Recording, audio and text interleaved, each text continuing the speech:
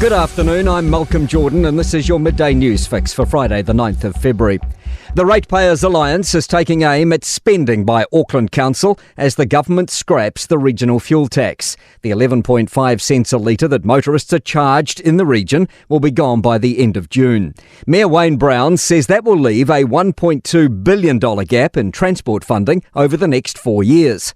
Ratepayers Alliance spokesperson Jordan Williams claims the super city has never had a revenue problem. Its problem has always been its spending problem. And if Wayne Brown can get on top of that as he promised, then you could come back and talk to us sort of thing.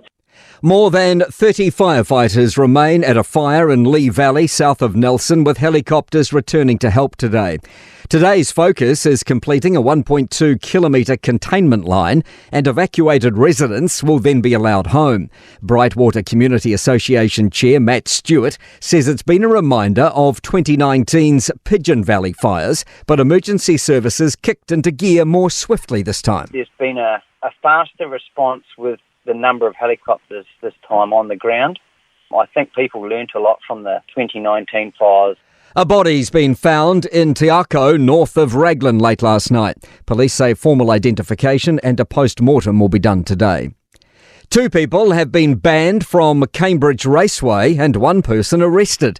Police were called to the raceway about 2 p.m. yesterday to report that 2 protesters were agitating trainers and onlookers. Claudia O'Neill reports. It's alleged 2 women were assaulted, a trainer and an official. Raceway Chief Executive Edward Reynolds says Greyhound Racing New Zealand's key priority is providing a safe environment for the dogs and their people. He says they acknowledge people have a right to protest, but don't accept attempts to breach the law. A Wellington family says they're lucky their home didn't burn down after their e-bike battery exploded while charging.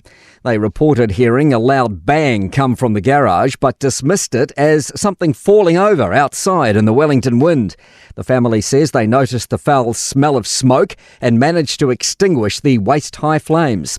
Fire and Emergency says people should charge e-bikes and e-scooters somewhere other than inside their homes. New Zealand's new spaceport has officially opened. A crowd of 200 have gathered out on Banks Peninsula's Kaitoreti Spit to witness its opening. Emily Ansell is there. Ministers, councillors and university staff are congregating on the freshly sealed tarmac of the new 1 kilometre runway. We've heard a karakia and whakawātea to signify the start of the Tāwhaki National Aerospace Centre.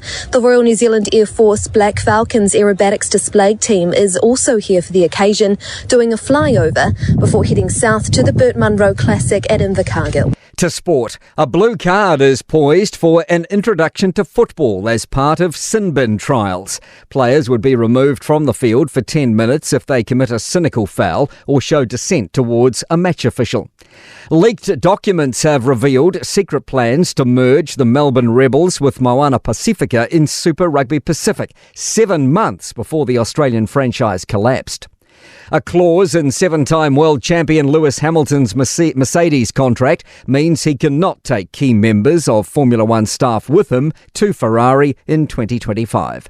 I'm Malcolm Jordan. That's your latest news fix. We'll be back with the next update at 5 p.m. from the Newstalk ZB newsroom.